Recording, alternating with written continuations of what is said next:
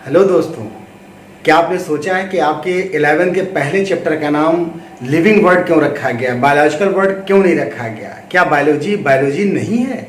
किस वैज्ञानिक ने बायोलॉजी को जूलॉजी और बॉटनी में बांटना एक बेवकूफ़ी करार दे दिया?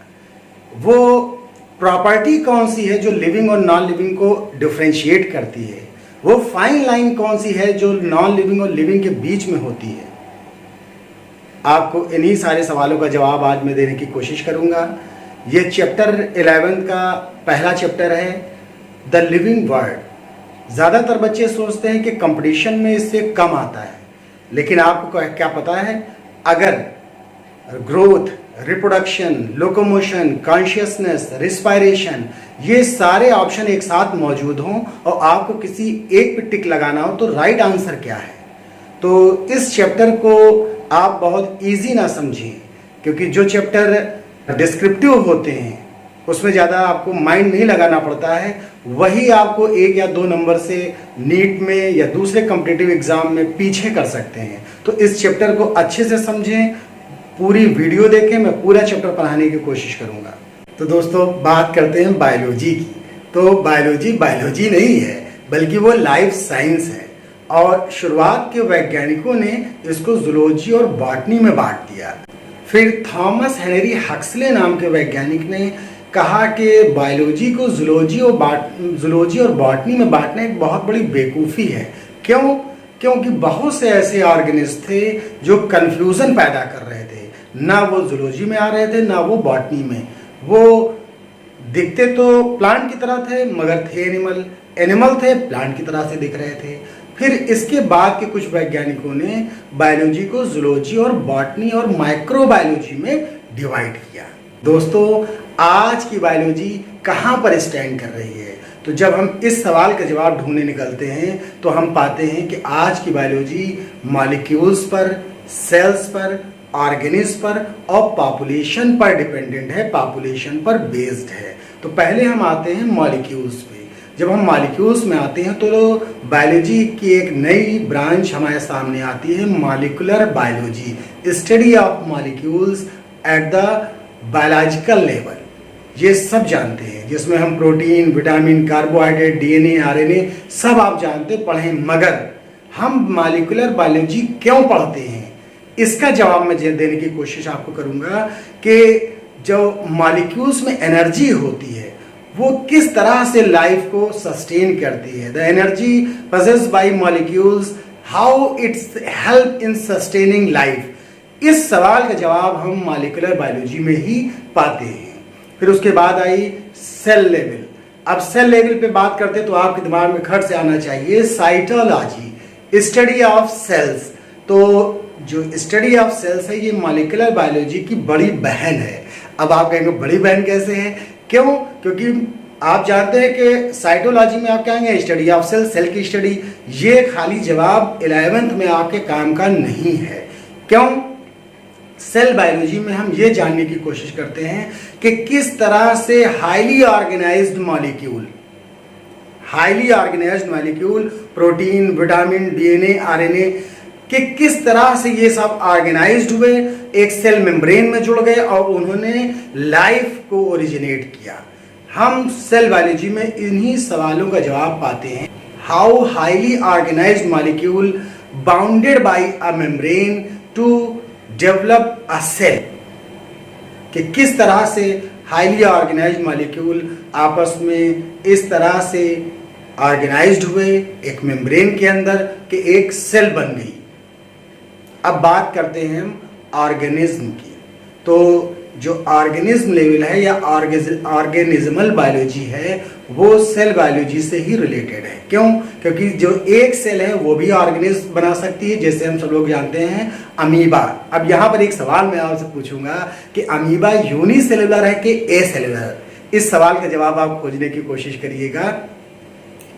अब ढेर सारी सेल आपस में मिलके मल्टी सेलुलर बॉडी ऑर्गेनाइजेशन बनाती हैं, जैसे हम सभी लोग मल्टी सेलुलर ऑर्गेनिज्म हैं। तो जो सेल है वो ऑर्गेनिज्म को बनाती हैं, जिससे ऑर्गेनिज्मल बायोलॉजी का डेवलपमेंट हुआ। अब इसी में हम अगर एनिमल की फंक्शनिंग की स्टडी करते हैं कि कोई एनिमल कैसे फंक्शन करता है, तो वो फिजियोलॉजी आती है। अगर हम उसके नर्वस सिस्टम को स्टडी करते हैं तो न्यूरोबायोलॉजी आती है। अगर हम उसके बिहेवियर की स्टडी करते हैं तो वो इथोलॉजी आती है। तो इसके बाद आया पॉपुलेशन लेवल। तो ढेर सारे ऑर्गेनिज्म मिल के ही पॉपुलेशन बनाते हैं। अगर हम पॉपुलेशन की डेफिनेशन में जाएं तो group of organism which freely interbreed with each other creates a population। तो सारे ऑर्गेनिज्म अपनी अपनी पॉपुलेशन बनाते हैं। अब पॉपुलेशन के बाद हम आते हैं इन्वायरमेंटल बायोलॉजी पे। तो इन्वायरमेंटल बायोलॉजी सब जानते हैं, लेकिन एग्जैक्ट डेफिनेशन इन्वायरमेंटल बायोलॉजी की यही है कि the reciprocal relationship between living organism and non living organism. जब बायोटिक और एबायोटिक कंपोनेंट के बीच में इंटरेक्शन होता है, जो साइंस डेवलप होती है, उसको इन्वायरमेंटल बायोलॉजी कहते हैं। तो दोस्तों, ये बायोलॉजी का थोड़ा सा इंट्रोडक्शन है, आप इसको समझिए, बुक कंसल्ट करिए। तो अब बात करते हैं लिविंग की। तो लिविंग क्या है? लिविंग जो है वो एक फिजियोकेमिकल सिस्टम है। अब आप सोचेंगे ये फिजियोकेमिकल सिस्टम क्या है, तो आप जाएंगे गूगल पे सर्च मारेंगे, डिक्शनरी देखेंगे, तो वहाँ पर आपको लिविंग की जो डेफिनेशन मिलेंगी उसमें यही लिखा रहेगा, life is a quality which differentiate a vital or living being from a dead body. तो भैया क्वालिटी क्या है ये आपको नहीं पता है। फिर हम देखते हैं कि लाइफ एक प्रॉपर्टी है जो किसी लिविंग को नॉन लिविंग से डिफ्रेंशिएट करती है, अलग करती है। वो प्रॉपर्टी क्या है? प्रॉपर्टी आपको पता है कि जो लिविंग होते हैं ग्रोथ करते हैं, रिप्रोडक्शन करते हैं, एडाप्टेशन होता है, हाईली ऑर्गेनाइज्ड होते हैं, उनके अंदर मूवमेंट होता है और उनको मटेरियल और एनर्जी की ज़रूरत होती है अपने फंक्शनिंग के लिए। तो मेरे दोस्त, आप बहुत से ऐसे ऑर्गेनिज्म पाएंगे जिनमें बहुत सी ऐसी क्वालिटी नहीं होती हैं, और बहुत से इनऑर्गेनिक या नॉन लिविंग चीज़ें पाएंगे जिनमें इनमें से कुछ क्वालिटियाँ होती हैं। तो लाइफ एक्चुअल में है क्या, उसका बेस क्या है, ये जानने के लिए हम जब लाइफ की या लिविंग बीइंग की कैरेक्टरिस्टिक को स्टडी करते हैं तो उसमें ये हमको मिलता है कि जितने भी लिविंग ऑर्गेनिज्म हैं उनके अंदर कुछ यूनिफाइड कैरेक्टरिस्टिक्स होते हैं। There are some unified characteristics which share by all living organism and not shown or share by non living organism. मतलब जो लाइफ के कुछ लक्षण हैं वो यूनिफाइड लक्षण जो केवल लाइफ वाले या लिविंग्स में ही पाए जाते हैं और किसी नॉन लिविंग में नहीं पाए जाते हैं। तो हम अब स्टडी करेंगे कि जो लिविंग होंगे उनके कैरेक्टरिस्टिक क्या है। अब बात करते हैं कैरेक्टरिस्टिक ऑफ लिविंग्स। तो लिविंग का पहला कैरेक्टरिस्टिक है living beings are highly organised. तो हाईली ऑर्गेनाइज्ड सेंस यही निकल रहा है कि जो जितने भी लिविंग ऑर्गेनिज्म होते हैं ये बेसिकली ऑर्गेनिक केमिकल्स से बने होते हैं। जैसा मैंने अभी पहले बताया लाइफ में कि सारे ऑर्गेनिक केमिकल इस तरह से ऑर्गेनाइज्ड हुए कि सेल बन गई। जैसे हमारा अमीबा है वो क्या है, मैंने सवाल आपसे पूछा था यूनिसेलुलर है कि ए सेलुलर। तो अमीबा जो है वो यूनिसेलुलर ऑर्गेनिज्म है और उसका बॉडी ऑर्गेनाइजेशन ए सेलुलर है। तो अमीबा की सारी activity, all the biological activity performed by a single cell, सारी एक्टिविटी जो होती एक कोशिका से ही कंप्लीट होती हैं। अब उसके आगे बढ़ते हैं तो बहुत से ऐसे ऑर्गेनिज्म होते हैं जिनमें कई सेल ऑर्गेनाइज्ड होकर टिश्यू बनाती हैं। जैसे हम लोग आप लोगों ने पढ़ा होगा, स्पंजेस पढ़ेंगे भी आगे के चैप्टर्स में, सिलेंट्रेटा, पोरीफेरा, ये आगे बढ़ते चले जाएंगे चैप्टर वाइज, हम फाइलम वाइज। तो अब मल्टी सेलुलर ऑर्गेनिज्म आ गए। उन मल्टी सेलुलर ऑर्गेनिज्म में हम जब देखते हैं तो ढेर सारे सेल्स आपस में मिलकर तरह तरह के टिश्यू बनाते हैं, वो टिश्यू ऑर्गन बनाते हैं, वो ऑर्गन मिलके ऑर्गन सिस्टम बनाते हैं। सब आपने 9th में पढ़ रखा है। अब ऑर्गन सिस्टम मिलके एक पूरी बॉडी बनाते हैं, एक ऑर्गेनिज्म बनाते हैं। तो ये हुआ सेल से लेके टिश्यू और टिश्यू से लेके ऑर्गन, ऑर्गन से लेके ऑर्गन सिस्टम तक ऑर्गेनिज्म का बनना। अब यही ऑर्गेनिज्म जब ऑर्गेनाइज्ड होते हैं आपस में इंटरेक्शन के बेसिस पे, तब हम बनाते हैं पॉपुलेशन। तब तरह तरह की पॉपुलेशन, जैसे नीम ट्री पॉपुलेशन, ह्यूमन पॉपुलेशन, चीता पॉपुलेशन, गोट पॉपुलेशन, काऊ पॉपुलेशन। अब ये पॉपुलेशन जब आपस में फिर इंटरेक्शन के बेसिस पे ऑर्गेनाइज्ड होते हैं तो बनती है कम्युनिटी। तरह तरह के समुदाय बनते हैं जिसमें अलग अलग पॉपुलेशन एग्जिस्ट करती है। अब ये कम्युनिटी जब इन्वायरमेंट से इंटरेक्ट करती हैं, मतलब biotic world interact with abiotic world, तब एक बनता है इकोसिस्टम। और ये पूरा इकोसिस्टम जहां तक लाइफ एग्जिस्ट करती है वो बनाता है बायोस्फीयर। ये sphere around the earth from bottom to above the earth 8 kilometre exist करता है बायोस्फीयर। अपनी धरती से 8 किलोमीटर नीचे और धरती की सतह से 8 किलोमीटर ऊपर तक जहां जहां लाइफ है वो सब बायोस्फीयर बनाता है। तो ये बात हुई ऑर्गेनाइजेशन की। अब बात करते हैं लिविंग ऑर्गेनिज्म कैन ग्रो। जो लिविंग ऑर्गेनिज्म है वो ग्रो कर सकते हैं। अब ग्रो कैसे करेंगे? वो उनकी लंबाई, चौड़ाई, मोटाई, ऊंचाई, इसमें ग्रो करते हैं। अब ग्रोथ के लिए इनके अंदर एक प्रोसेस होता है जिसको कहते हैं माइटोसिस। माइटोसिस में ये होता है कि एक सेल डिवाइड होकर 2 सेल में डिवाइड होती है, फिर वो 2 सेल डिवाइड होती है, और वो सारी सेल जो होंगी वो आइडेंटिकल्स होती, क्लोन होते हैं। They have same number of chromosome as their parent cell. अब ये ना समझ लेना कि किसी के अंदर वो ज्यादा खाना खा रहा तो उसका वेट बढ़ रहा है तो वो भी ग्रोथ है। वो ग्रोथ नहीं, वो एक बीमारी है, ओबेसिटी। तो सारी जो लिविंग ऑर्गेनिज्म है उनके अंदर ग्रोथ की प्रॉपर्टी पाई जाती है। फिर उसके बाद हम आए रिक्वायर मटेरियल एंड एनर्जी। अब लिविंग ऑर्गेनिज्म को अपनी लाइफ को मेंटेन करने के लिए मटेरियल और एनर्जी की जरूरत पड़ती है। अब मटेरियल और एनर्जी की जरूरत पड़ेगी तो उनके अंदर प्रोसेसेस होते हैं, जैसे हम लोग पढ़ते हैं autotrophic nutrition and heterotrophic nutrition. बात वही आ रही लौट के कि हम क्या करते हैं, एनर्जी को एक फॉर्म से दूसरे फॉर्म में कन्वर्ट करते हैं, और this converted form of energy utilise to maintain the growth, development and other living processes. अब ऑटोट्रॉफ्स जो होते हैं, autotrophs convert solar energy into chemical food energy. वो सूरज की रोशनी को क्लोरोफिल की हेल्प से फूड में कन्वर्ट कर देते हैं। हेट्रोट्रॉफ्स क्या करते हैं, वो रेडीमेड फूड को, चाहे वो प्लांट हो चाहे वो एनिमल हो, उनको खा के उनकी एनर्जी को अपनी रिक्वायर्ड एनर्जी में कन्वर्ट कर लेते हैं और अपनी लाइफ को सस्टेन करते हैं, अपनी लाइफ को मेंटेन करते हैं। इसी में कुछ सेप्रोट्रॉफिक न्यूट्रिशन शो करते हैं, जो सड़ी गली हुई मरी हुई चीज़ों को उनको कन्वर्ट करते हैं, उनकी मटेरियल को कन्वर्ट करके अपने अनुसार एनर्जी कन्वर्ट कर लेते हैं और उस से अपनी लाइफ को मेंटेन करते हैं। तो ये हुई मटेरियल और उसके यूटिलाइजेशन की बात। अब इसी में हम आगे सीखते हैं कि एक प्रोसेस आता है इसी मटेरियल रिक्वायरमेंट, एनर्जी रिक्वायरमेंट को लेकर, जिसको कहते हैं हम लोग मेटाबॉलिज्म। मेटाबॉलिज्म क्या है? तो मेटाबॉलिज्म है एनाबॉलिज्म एंड कैटाबॉलिज्म। इन दोनों को मिला के बनता है मेटाबॉलिज्म। जब हम चीज़ों को तोड़ते हैं तो उसको कहते हैं कैटाबॉलिज्म। जब हम उन्हीं चीज़ों को फिर से जोड़ते हैं अपने हिसाब से बनाने के लिए तो उसको कहते हैं एनाबॉलिज्म। जैसे हम आलू लाए, उसको काटा, फिर उसको अपने हिसाब से बनाया, फिर उसको हमने क्या करा, खाया। ऐसे ही हमारी बॉडी, बाहर से हमने आलू खाया, उससे कार्बोहाइड्रेट, प्रोटीन, विटामिन जो मिले हमारी बॉडी में गए।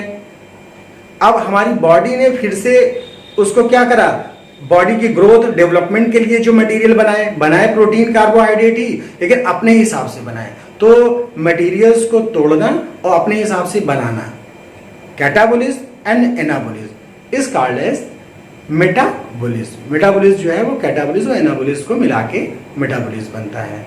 अब 11 के लेवल पे अगर हम इसी पे खत्म कर रहे हैं तो ये आपके साथ नाइंसाफी होगी। एक साइंटिस्ट थे क्लाउड बर्नार्ड, उन्होंने एक वर्ड दिया साइबरनेटिक्स। साइबरनेटिक्स क्या है आप सब लोग आप तो जानते ही होंगे, टर्मिनेटर मूवी देखी होगी, जिसमें आप लोग देखा साइबॉर्ग, एक half human and half machinic man, आपने देखा अर्नोल्ड श्वार्ज़नेगर। तो साइबरनेटिक्स वर्ड मशीन से लिया गया। बहुत सी मशीनें हमारे घरों में होती है, आप लोगों ने देखा होगा, जैसे स्टेबलाइजर हम एग्जाम्पल ले रहे हैं कि उसमें जो वोल्टेज होता है वो 230 और 250 से ना अबव जाने देता है वो स्टेबलाइजर, ना बिलो जाने देता है। तो उसके अंदर एक सिस्टम होता है जो अगर 90 वोल्टेज आ रहा है तो उसको बढ़ा के क्या कर देगा, 230 कर देगा। अगर 250 से अबव वोल्टेज आने लगा तो वो उसको घटा के, इट मीन्स वो क्या कर रहा है कि वोल्टेज को एक नॉर्मल लेवल पे मेंटेन कर रहा है। Similar mechanism occur in human body which is called as homeostasis. It is the mechanism of the body which resists to change in external environment. Homeostasis वो प्रक्रिया है जो हमारे शरीर के अंदर होती है और ये प्रक्रिया शरीर के बाहर होने वाले परिवर्तनों को रेजिस्ट करती है, उनका प्रतिरोध करती है। अधिकतर किताबों में, बुक्स में इसको टेम्परेचर से लेके कनेक्ट किया गया है। तो temperature regulation is the example of homeostasis, not homeostasis is the temperature regulation. Temperature regulation is the example of homeostasis. अब होम्योस्टेसिस बहुत आसान से शब्दों में बताने की कोशिश करूंगा कि जैसे मैंने खाना खाना शुरू किया तो मैं खाता ही रहूंगा, एक बाद में अंदर से हमारे पर एक फ्लक्स आएगा, फीडबैक आएगा कि नो अब खाना नहीं खाना है। तो यानी कि हमारा बॉडी एक नॉर्मल लेवल में आ गई, उसके लेवल उस अलाउ नहीं कर रही है।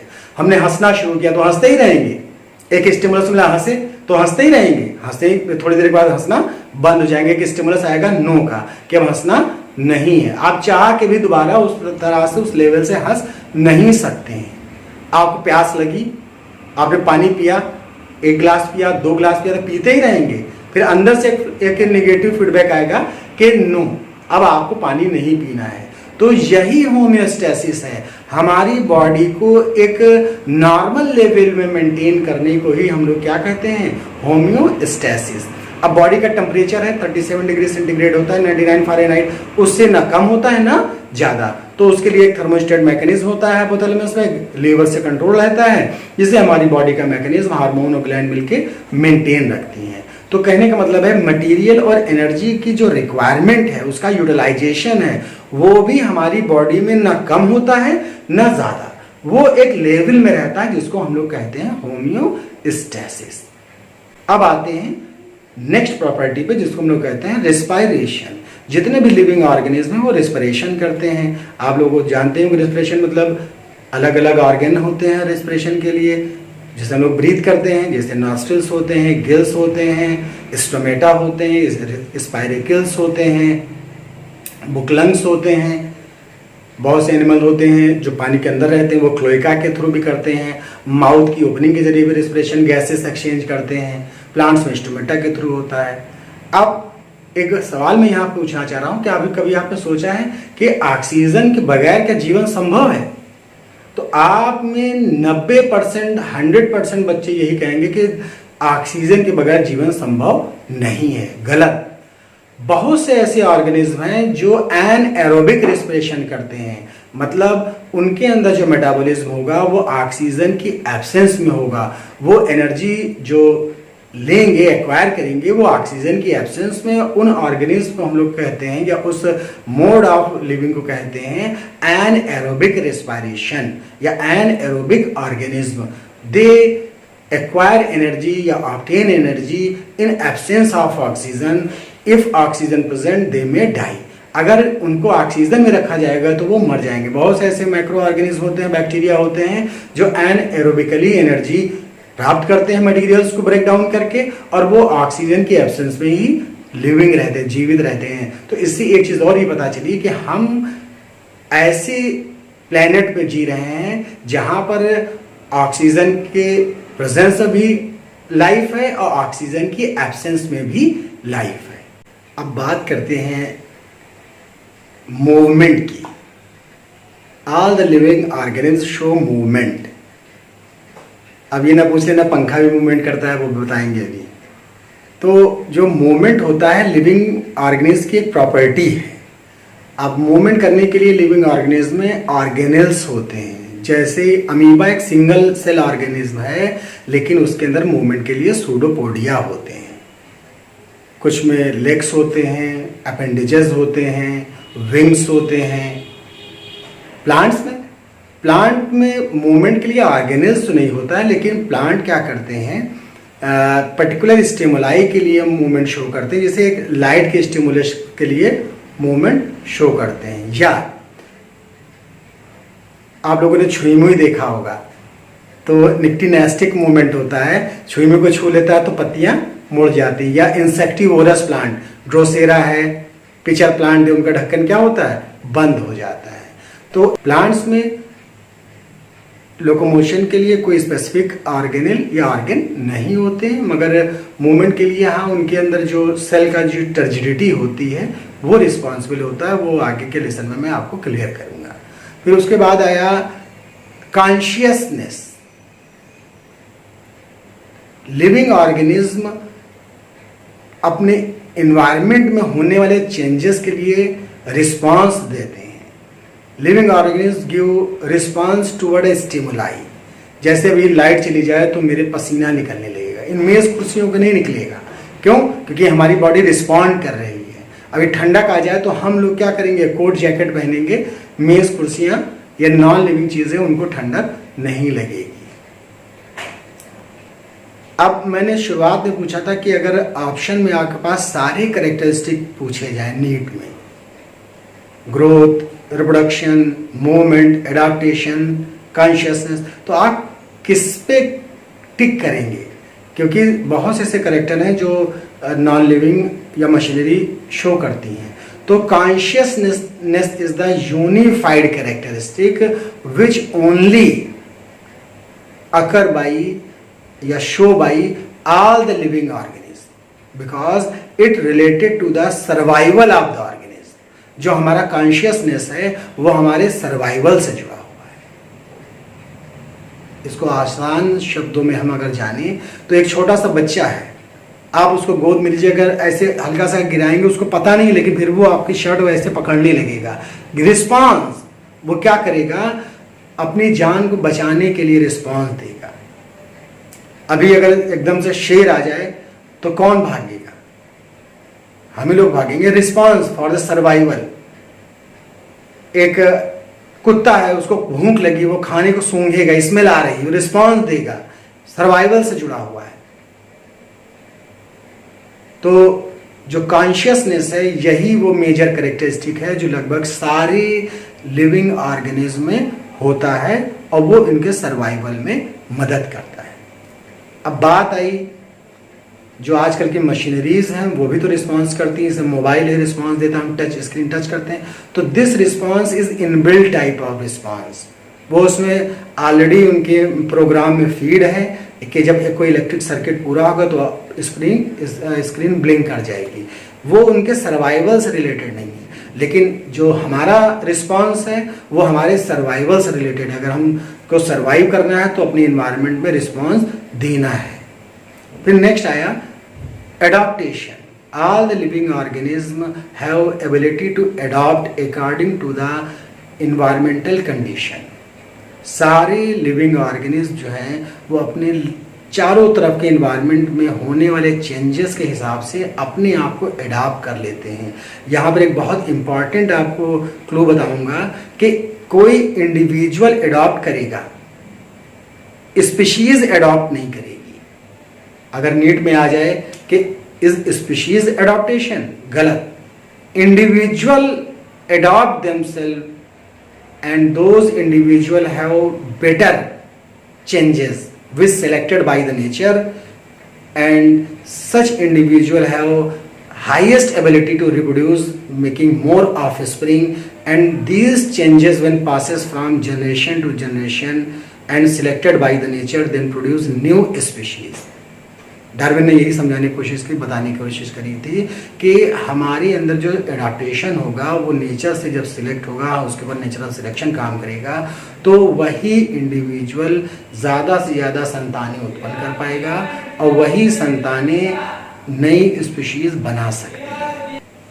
नेक्स्ट प्रॉपर्टी आई रिप्रोडक्शन की। All the living organism able to reproduce. अब ये रिप्रोडक्शन सिंपल भी होता है और कॉम्प्लेक्स भी होता है।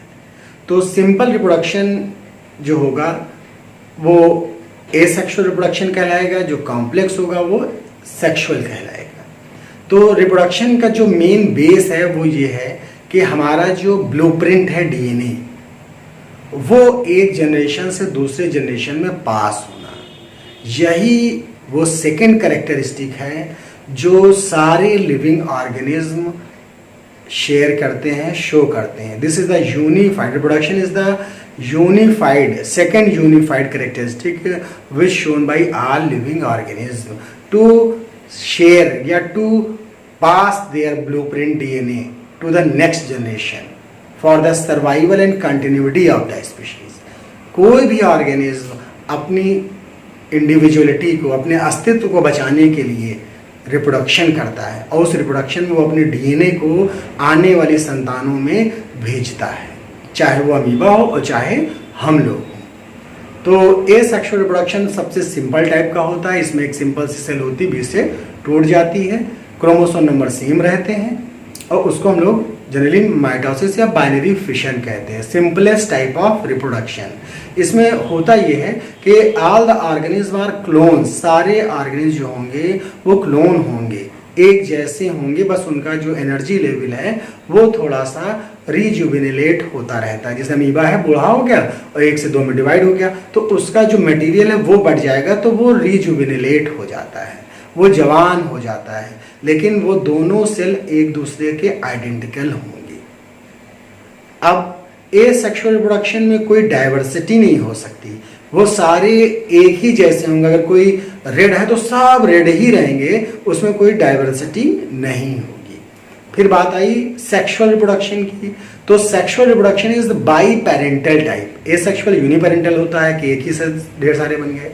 बाई पेरेंटल मतलब दो इंडिविजुअल आपस में क्या करेंगे, अपने गेमीट्स की sperm, egg, ovum, pollen grain, egg, अलग अलग नाम से हम लोग जानते हैं, उनको आपस में शेयर करते हैं, उनका फ्यूजन होता है जिससे उनका ब्लूप्रिंट डीएनए फ्यूज होता है, मिक्स होता है, जीन का रिकॉम्बिनेशन होता है, नए नए कॉम्बिनेशन बनते हैं जिससे नए नए कैरेक्टर सामने आते हैं। जैसे इंग्लिश के 26 अल्फाबेट होते हैं, उनको हम अलग अलग कॉम्बिनेशन में पूरे पूरे बुक्स बना देते हैं। ताश के पत्ते होते हैं, उसमें 52 पत्ते होते हैं, हर बार रीशफल करते हैं और जब बांटते हैं तो हर बार कॉम्बिनेशन क्या होता है, अलग होता है। यही रीज़न है हम लोगों का सेक्सुअली रिप्रोड्यूसिंग ऑर्गेनिज्म का कि जितनी बार मियोसिस होती है उसमें जीन का कॉम्बिनेशन बदल जाता है। कब बदलता है? जब क्रॉसिंग ओवर होता है पैचिटीनी में, सेल डिवीजन में। तो क्रॉसिंग ओवर के टाइम जीन अपने कॉम्बिनेशन को क्या कर लेते हैं, बदल लेते हैं। जब वही गेमीट आपस में फ्यूज होते हैं तो माँ बाप से उनके बच्चे बिल्कुल डिफरेंट होते हैं। कुछ उसमें करेक्टर दिखता है, कहते हैं इनकी नाक फादर से मिल रही, इनकी आंखें मदर से मिल रही हैं, लेकिन आइडेंटिकल नहीं होते हैं। इससे वेरिएशन डेवलप हो जाते हैं with in the siblings, with in the population.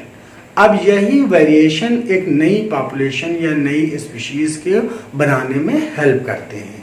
तो यही वो रीजन है कि जो ऑर्गेनिज्म हैं वो एसेक्सुअल रिप्रोडक्शन के बजाय सेक्सुअल रिप्रोडक्शन को प्रेफर करते हैं। मैंने शुरुआत में बताया था कि विच रिप्रोडक्शन या which mode of reproduction is better and why it is selected by most of the organism, asexual or sexual. So sexual reproduction is complex type, but it's selected by most of the organism because of variation. Variation creates diversity and diversity creates biodiversity and biodiversity creates a planet, a healthy planet. अब बात करते हैं biodiversity या biological diversity. बड़ा controversy है biodiversity का है कि बायोलॉजिकल डाइवर्सिटी, तो इसको मैं बता देना चाहता हूँ सबसे पहले टर्म बायोलॉजिकल डाइवर्सिटी यूज किया गया और इस बायोलॉजिकल डाइवर्सिटी शब्द का प्रयोग रेमंड एफ डैशमन नाम के वैज्ञानिक ने किया। फिर इसके बाद एनजी रॉसन नाम के वैज्ञानिक ने इस बायोलॉजिकल डाइवर्सिटी को बायोडाइवर्सिटी में कन्वर्ट करके एक टर्म क्वाइन किया, बायोडाइवर्सिटी। तो एनजी रॉसन नाम के साइंटिस्ट ने बायोडाइवर्सिटी वर्ड क्वाइन किया। अब इस बायोडाइवर्सिटी वर्ड को पब्लिसिटी किसने दी, कौन लोगों के बीच लेके आया, तो एडवर्ड ओ विल्सन नाम के वैज्ञानिक ने पब्लिक में बताया कि बायोडाइवर्सिटी है क्या। तो बायोडाइवर्सिटी का मतलब बहुत आसान शब्दों में ये है कि जो तरह तरह के लिविंग ऑर्गेनिज्म किसी एरिया में पाए जाएं तो उसको हम लोग बायोडाइवर्सिटी कहते हैं। और बहुत ही अगर हम एलिबरेटेड वे में जाएं तो life on earth is called as biodiversity. अब बात करते हैं सिस्टमैटिक की। सिस्टमैटिक क्या है, कोई कहता है ये टैक्सोनॉमी है, कोई कहता है बायोलॉजिकल क्लासिफिकेशन है, और कोई कहता है सिस्टमेटिक ही टैक्सोनॉमी है और टैक्सोनॉमी ही सिस्टमेटिक है और बायोलॉजिकल क्लासिफिकेशन ही सिस्टमेटिक है और ब्ला ब्ला ब्ला। इससे निपटने के लिए मैं आपको सिस्टमेटिक पे ले चलता हूँ। तो सिस्टमेटिक जो है कैरोलस लिनियस नाम के साइंटिस्ट ने टर्म क्वाइन किया था और सिस्टमेटिक का मतलब होता है study of kind and diversity of life on अर्थ। मतलब जीवन में जो डाइवर्सिटी है, जीवों में जो डाइवर्सिटी है और वो कितने तरह की है, उसकी स्टडी को सिस्टमैटिक कहते हैं। अब ये टैक्सोनॉमी से अलग है। टैक्सोनॉमी का मतलब होता है क्लासिफिकेशन करना किसी ऑर्गेनिज्म को, उसका नाम रखना और उसको क्लासिफाई करना। Taxonomy is the science of naming and classifying of organism. और बायोलॉजिकल क्लासिफिकेशन उससे नाम से ही क्लियर है, grouping of organism in a order. किसी ऑर्गेनिज्म को उसके ऑर्डर में ग्रुप करने के प्रोसेस को लोग बायोलॉजिकल क्लासिफिकेशन कहते हैं। बात करते हैं हिस्ट्री ऑफ क्लासिफिकेशन। क्लासिफिकेशन की हिस्ट्री क्या है, तो जब से सिविलाइजेशन हुई या जब से लाइफ अर्थ हुई उसी दिन से क्लासिफिकेशन लोगों ने करना शुरू कर दिया। अलग अलग समय पे जो अलग अलग स्कॉलर्स थे उन्होंने अपनी अपनी कोशिशें की। इसमें जो अरस्तु थे, एरिस्टोटल, वो बायोलॉजी के फादर कहलाते हैं। जूलॉजी में भी उन्होंने बहुत काम किया, इसलिए उनको फादर ऑफ जूलॉजी भी कहते हैं।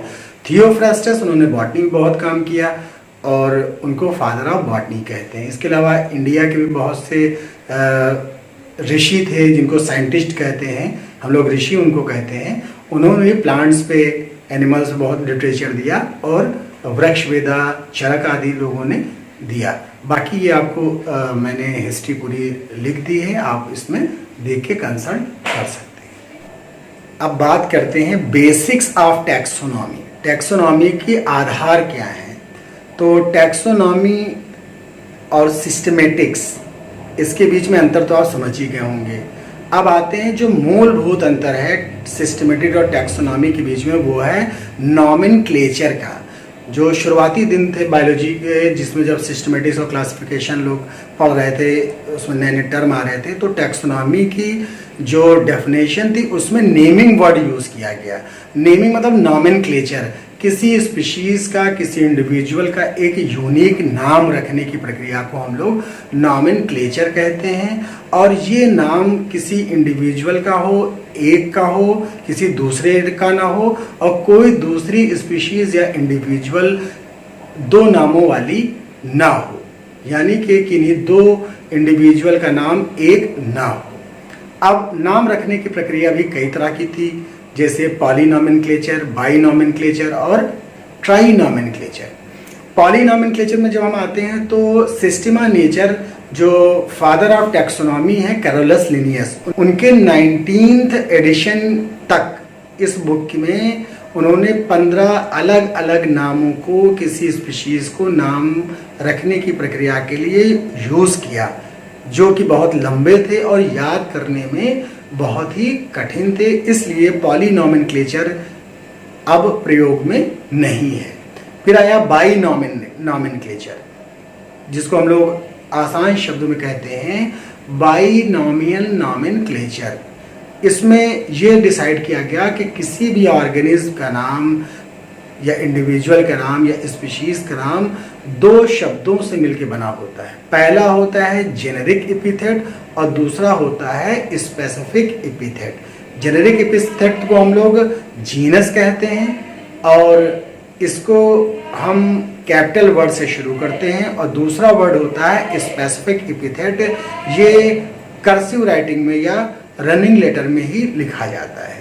ये दोनों लेटर मिलके साइंटिफिक नेम बनाते हैं। जैसे ह्यूमंस का नाम है होमो सैपियंस सैपियंस, जैसे आम का नाम है मैंगीफेरा इंडिका। तो मैंगीफेरा जो है वो उसका जेनेरिक नेम है या जीनस नेम है, और इंडिका वो उसका स्पेसिफिक एपिथेट है, स्पीशीज का नाम है। जो जेनेरिक नेम है वो किसी लैटिन नाउन पे रखा जाता है, और स्पेसिफिक एपिथेट उसका एडजेक्टिव होता है जो उसकी विशेषता को बताए। जैसे मैंगीफेरा मतलब मैंगो, जो मैंग्रो वेजिटेशन में ग्रो करता है, वो उसका एक लैटिन नाउन है, और इंडिका मतलब उसका एडजेक्टिव वो इंडिया में ही पाया जाता है। और इसको लिखने का तरीका ये है कि जब इसको हम राइटिंग में लिखेंगे तो इसको अंडरलाइन कर देंगे, और जब इसको हम प्रिंट करेंगे तो उसको इटैलिक्स में प्रिंट करते हैं। अब बात आई ट्राइनोमिन नॉमेनक्लेचर की। तो ट्राइनोमिन नॉमेनक्लेचर जो होता है वो तीन नामों से मिलकर बना होता है।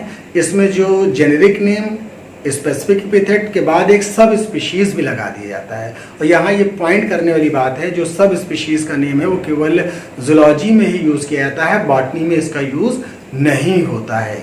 जैसे गोरिल्ला का जेनेरिक नेम जो है गोरिल्ला, स्पेसिफिक एपिथेट गोरिल्ला, और सब स्पीशीज भी गोरिल्ला। तो गोरिल्ला गोरिल्ला गोरिल्ला। इंसानों का, ह्यूमन का नाम है होमो सैपियंस सैपियंस। जो सैपियंस वर्ड है उसकी सब स्पीशीज को शो कर रहा है। तो ये ट्राइनोमिन नॉमेनक्लेचर है। इसके बाद हम डिटेल में आएंगे बाइनोमिन नॉमेनक्लेचर पर। तो बाइनोमिन नॉमेनक्लेचर को जो दिया था वो खुद कैरोलस लिनियस साहब थे। इस थ्योरी को सपोर्ट करने के लिए आपको बहुत इंटरेस्टिंग बात बताऊंगा जो शायद ही आपको पता हो, कि कैरोलस लिनियस के बचपन का नाम था कार्ल वॉन लाइनी। उनके माँ बाप ने उनका नाम रखा था कार्ल वॉन लाइनी, लेकिन उन्होंने अपनी इस थ्योरी को सपोर्ट करने के लिए, बाइनोमिन नॉमेनक्लेचर की थ्योरी को सपोर्ट करने के लिए अपना नाम कैरोलस लिनियस रख लिया, कि जिससे बायोलॉजी की दुनिया में, बायोलॉजिकल वर्ल्ड में लोग बाइनोमिन नॉमेनक्लेचर को जाने, और ये भी जाने कि कैरोलस लिनियस ने अपना नाम भी बदल लिया। अब बात करते हैं रूल्स ऑफ बाइनोमिन नॉमेनक्लेचर की। तो इन रूल्स को गवर्न करते हैं फॉर्मल कोड ऑफ बायोलॉजिकल नॉमेनक्लेचर्स। इनके कुछ कोड होते हैं, कुछ कमिटीज़ होती हैं, वो सारे रूल्स और रेगुलेशन पब्लिश करती रहती हैं। जैसे आपने सुना होगा ICBN, international code of botanical nomenclature. इसका पुराना नाम है ICN, international code of nomenclature, जो बाद में बदल के रख दिया गया international code of botanical nomenclature. इसमें प्लांट्स को नाम रखे जाते हैं, प्लांट्स को डिफाइन किया जाता है नई नई स्पीशीज़ के। इसका जो हेडक्वार्टर है वो मेलबर्न में है, और 1999 में इसका रिवीजन हुआ। फिर 2017 में चाइना के शेंजेन नाम की जगह पर दोबारा इसका रिवीजन हुआ, और अब इसका नाम शेंजेन कोड रखा गया है। इसके बाद आते हैं ICZN पर। ICZN मतलब होता है international code of zoological nomenclature. इसमें हम एनिमल्स की जो नेमिंग है, उनके स्पेसिफिक कैरेक्टर्स हैं, वो सब डिसाइड करते हैं। इसका हेडक्वार्टर सिंगापुर में है, और इसका रिवीजन 1999 में हुआ, और 4th एडिशन 2000 में लंदन में इसको पास किया गया।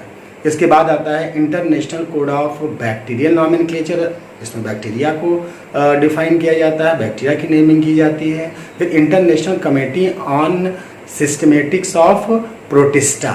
इसमें हम प्रोटिस्ट के बारे में जानते हैं, जितने भी प्रोटोजोन्स हैं उनके बारे में जानते हैं, प्रोटोजोआ हैं, प्रोटिस्ट हैं। फिर इसके बाद आई International Committee on Taxonomy of Viruses, मतलब हम वायरस के बारे में, उसका नाम, जैसे अभी कोविड-19 रखा गया, तो कोविड-19 कैसे रखा गया, मेरी वीडियो है, आप उसको देखिएगा।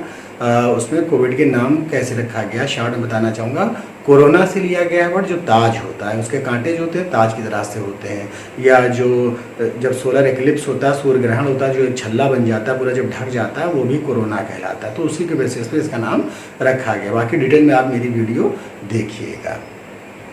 अब नॉमेनक्लेचर के बाद जो कोड्स होते हैं ये कुछ रूल्स, बेसिक रूल्स होते हैं, इस पे काम करते हैं। पहला रूल यही है कि किसी भी टैक्सॉन का, टैक्सॉन जो होता है, पहले आपको मैं बता दूं, टैक्सॉन का मतलब होता है एक कैटेगरी। जैसे अगर हम किंगडम देखें तो वो भी एक टैक्सॉन है, जीनस देखें तो वो भी एक टैक्सॉन है, अगर ऑर्डर देखें तो वो भी एक टैक्सॉन है, स्पीशीज भी है वो एक टैक्सॉन है। ये आगे मैं डिटेल में बताऊंगा। तो टैक्सॉन जो होंगे वो सेम नहीं होना चाहिए। अब ये एक रूल तो है मगर इसमें कुछ एक्सेप्शन भी हैं, जैसे कैनबिस। तो कैनबिस सटाइवा एक प्लांट जीनस है, उसमें स्पीशीज सटाइवा है, और कैनबिस फैमिलियरिस एक क्या है, जीनस है कैनाइन वाले एनिमल्स का। तो ये एक एक्सेप्शन है, लेकिन ज़्यादातर यही गाइडलाइन दी जाती है कि आप क्या करेंगे, जो टैक्सॉन हैं उनके नेम आपस में मिक्स नहीं होना चाहिए। फिर दूसरा है कि किसी भी स्पीशीज़ का या टैक्सॉन का नाम जो हो वो यूनिक हो, वो मिक्स ना हो, वो बिल्कुल आइडेंटिकल हो, किसी से मैच ना करता हो। फिर हम इसी तरह से जीनस का नाम भी यूनिक होता है, स्पीशीज़ का नाम यूनिक होता है। और ये जो यूनिकनेस कहाँ से आती है ये मैं बताना चाहूँगा। ये टाइप स्पेसिफिकेशन से होता है। टाइप स्पेसिफिकेशन का मतलब होता है कि जब पहली बार कोई ऑर्गेनिज्म डिस्कवर किया गया, बिल्कुल पहली बार, उससे पहले बार में कोई जानता ही नहीं था, अब उस स्पेसिमेन को सामने रख के जो उसके कैरेक्टर डिफाइन किए जाते हैं तो उसको हम लोग कहते हैं टाइप स्पेसिफिकेशन, और उसी के बेसिस से बनता है टाइप स्पेसिमेन वो ऑर्गेनिज्म। फिर उसी का जब हम जीनस बनाते हैं तो बन जाता है टाइप जीनस। फिर उसी से हम अगर स्पीशीज़ बनाते हैं तो टाइप स्पीशीज़ बन जाती है। तो कहने का मकसद ये है कि हम जो नॉमेनक्लेचर की प्रक्रिया है वो टाइप स्पेसिफिकेशन पर ही आधारित होती है।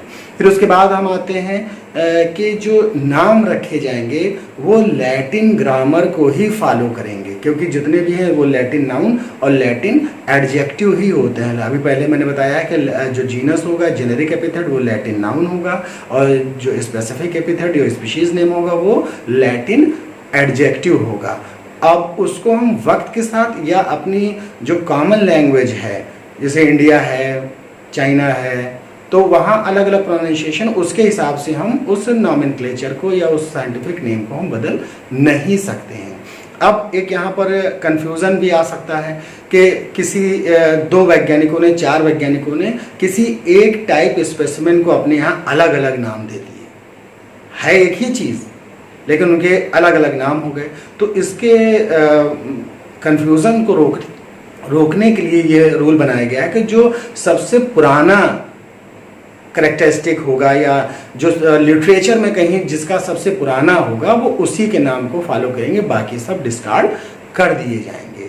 अब उसके बाद आया कि हम वर्ड एक सुनते हैं फाइलोजीनी। टैक्सोनॉमी की जब स्टडी करते हैं तो एक वर्ड सुनते हैं फाइलोजीनी और टैक्सोनॉमी। तो टैक्सोनॉमी तो आपको पता ही है, ग्रुपिंग, नेमिंग, लेकिन फाइलोजीनी क्या है?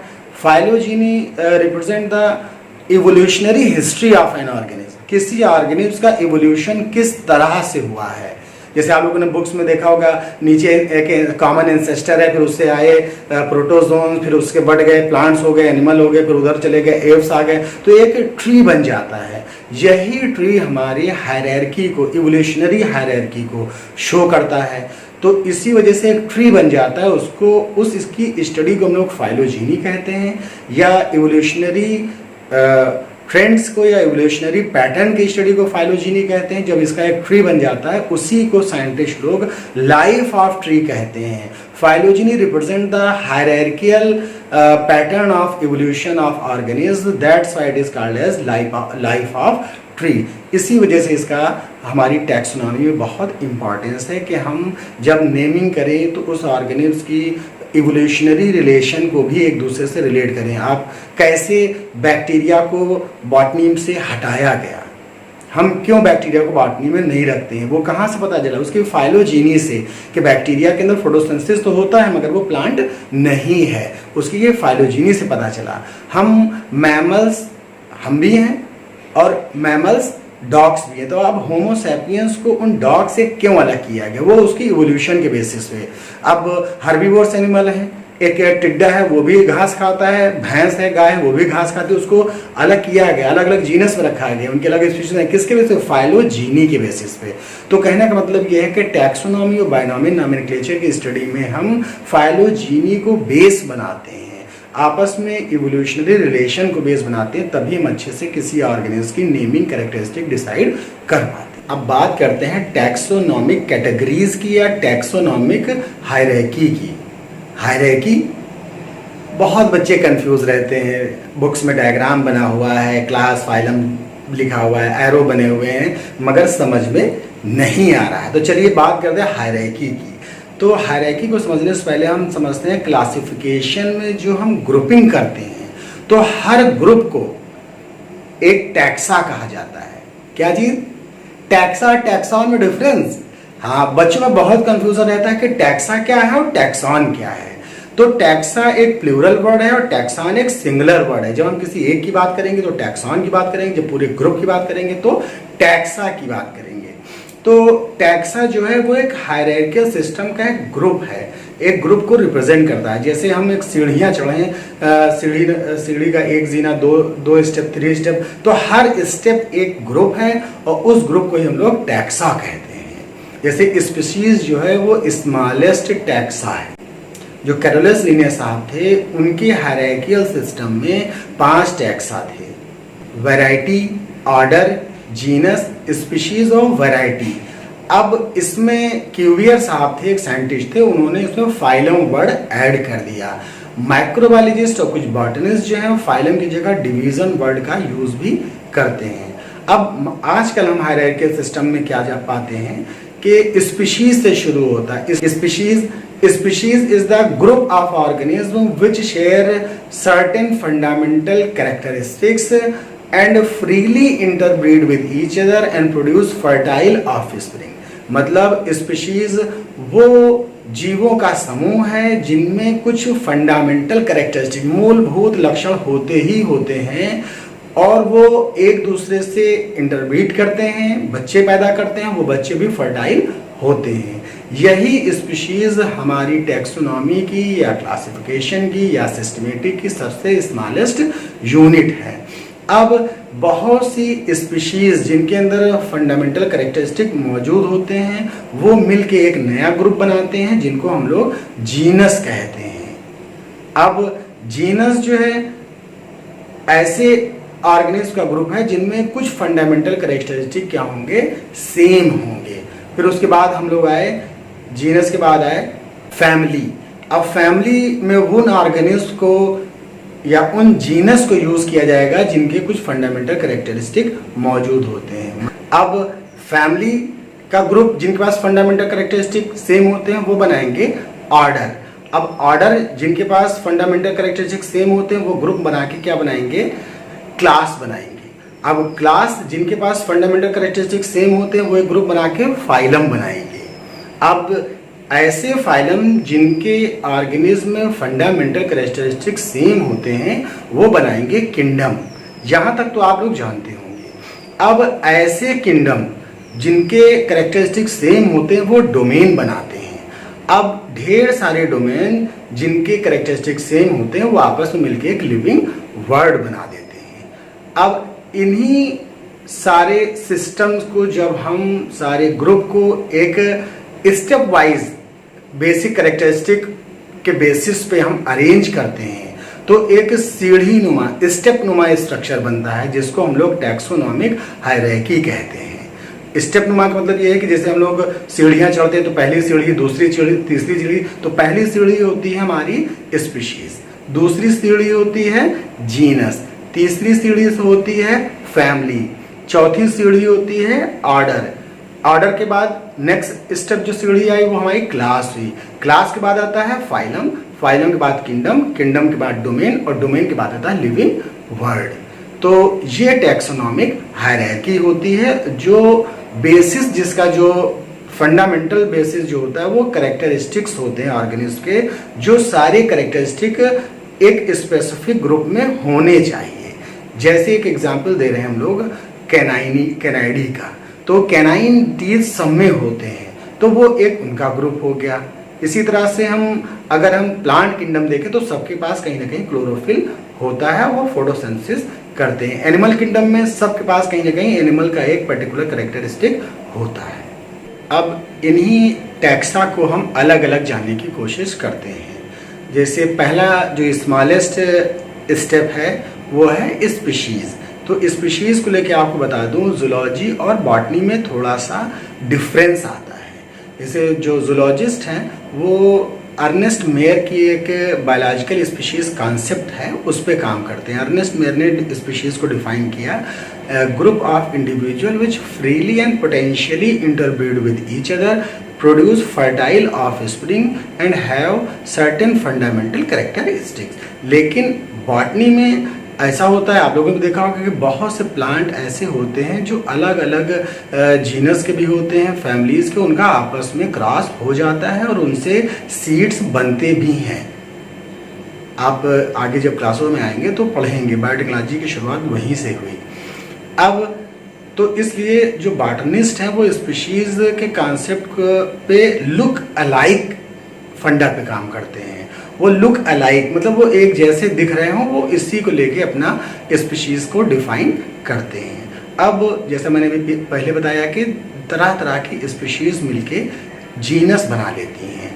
तो जीनस जो है वो बहुत सी स्पीशीज़ का एक ग्रुप है जिनमें कुछ फंडामेंटल कैरेक्टरिस्टिक होते हैं। इसी तरह से अब जीनस का ग्रुप मिलके क्या बना लेता है, फैमिली।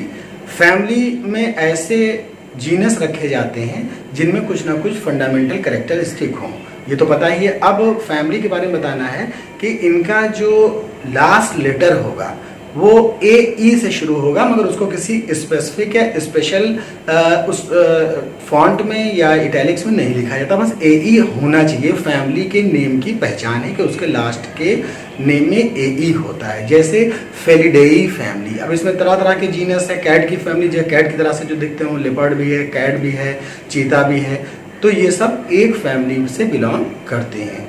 अब तरह तरह की फैमिली आपस में मिलके ऑर्डर बना लेती है। अब ऑर्डर में ऐसे फैमिलीज को यूज़ किया जाता है, ऐसे फैमिली को ग्रुप किया जाता है जिनमें सिमिलर कैरेक्टरिस्टिक हों। जैसे कार्निवोरा, कार्निवोरा में कैट भी आते हैं, डॉग भी आते हैं, ये अलग अलग फैमिली से आते हैं मगर ये एक ऑर्डर में रखे जाते हैं। ऑर्डर के नाम के लास्ट में ए लगा होता है, इनको कैपिटल लेटर से लिखते हैं, नाम के आखिरी में क्या लिखते हैं, ए। जैसे कार्निवोरा, अब इनके लास्ट में ए आ रहा है। अब तरह तरह के ऑर्डर मिलके आपस में क्या बना लेते हैं, क्लास बना लेते हैं। जैसे क्लास मैमेलिया, क्लास मैमेलिया में फॉसिल स्टडी के लिए हम आपको बता दें थोड़ा सा डिटेल में कि जूलॉजी में क्लास का बड़ा ही इम्पोर्टेंस है। क्लास से हम जैसे बताया था अभी पिछले के फाइलोजेनेटिक रिलेशनशिप में हम स्टडी करते हैं, तो फॉसिल की स्टडी से क्लास को डिटरमाइन करने में ज़्यादा आसानी होती है। ये आपके लिए नीट के लिए बहुत इंपॉर्टेंट क्वेश्चन है कि क्लास को हम कैसे डिटरमाइन करते हैं, तो हम फॉसिल स्टडी की बेसिस पे। जैसे मैमेलिया, मैमेलिया में बैट भी आता है, डॉल्फिन भी आती है, हम लोग भी आते हैं और चीता भी आता है। सब मैमल हैं जो अपने बच्चों को फीडिंग कराएं मेमरी ग्लैंड से। अब क्लास के बाद आता है फाइलम। अब फाइलम ऐसे ग्रुप को रिप्रेजेंट करता है क्लास के जिनके पास फंडामेंटल कैरेक्टरिस्टिक सेम हो। जैसे फाइलम आर्थ्रोपोडा, अब आर्थ्रोपोडा बहुत वास्ट है, उसमें तरह तरह के क्लासेस आते हैं। उसमें स्कॉर्पियन भी आता है, प्रॉन भी आता है, ग्रास हॉपर भी आता है और बहुत से आर्थ्रोपोड इसमें यूज़ किए गए हैं। तो मेन आपको ये समझना है कि फंडामेंटल कैरेक्टरिस्टिक क्या है। अब फाइलम के बाद आता है किंगडम। किंगडम में हम यही यूज़ करते हैं कि जिनके ऐसे ग्रुप जो हो फाइलम के जिनके फंडामेंटल कैरेक्टरिस्टिक सेम हो। तो इस तरह से ये सारे टैक्सा हैं, इनका एक हायरार्की पैटर्न बन जाता है। इन सब का फंडामेंटल कैरेक्टरिस्टिक का ही मेन बेस होता है। अब बात करते हैं हर्बेरियम की। हर्बेरियम क्या है? तो कॉलेज में तो सभी लोगों ने देखी होगी कि आप पत्तियां तोड़ के लाते हैं, उसको एक शीट पे चिपकाते हैं, फिर उसका नीचे कलेक्शन की डेट डालते हैं। तो हर्बेरियम यही है। अब सपोज करिए आज से 100 साल पहले जाइए तो लोग जंगल में ही जा सकते थे। अब कोई उनके पास गूगल तो था नहीं कि सर्च मारा इमेज आ गई, उसका टेक्सचर आ गया। तो बात यह है कि टैक्सोनॉमी कोई स्टडी कर रहा है, लेबोरेटरी में है, वो कैसे जाने, जैसे हम कैसे जाने कि आम का कैसा दिखता है, उसकी पत्तियां कैसी दिखती हैं। तो अब जो लोग जंगलों में जाते थे वो वहाँ से स्पेसिमेन लाते थे, उनको सुखाते थे, शीट पे चिपकाते थे, या अगर वो सूखने लायक नहीं होता था तो उसको अल्कोहल या प्रिजर्वेटिव में डाल के रख लेते थे, तो उसको एक कलेक्शन करते थे। तो उसी collection of specimen either in dried form और in wet form preserved in preservative को ही हम हर्बेरियम कहते हैं। अब आजकल क्या है, बहुत बड़े बड़े हर्बेरियम हाउस बन गए हैं। आप देखिएगा तरह तरह के पूरे वर्ल्ड में हर्बेरियम हाउस बने हुए हैं। फिर हर्बेरियम के बाद हम आते हैं बॉटनिकल गार्डन्स की। तो बॉटनिकल गार्डन भी वही कलेक्शन है, बहुत बड़े एरिया में तरह तरह के प्लांट्स को लगाया जाता है। अब वही पुरानी बात कहूँगा कि अब तो ज़माना क्या है कि इंटरनेट का है, आप लोग इंटरनेट पे किसी प्लांट के बारे में जानना डाला आ गया। अब आज से 50 साल 100 साल पहले अगर किसी स्कॉलर को किसी प्लांट के टेक्सचर को देखना, उसकी फ्लावरिंग को देखना, उसकी बिहेवियर को देखना, ये सब स्टडी करना हो लाइव फॉर्म में, तो वो जंगलों में जाए।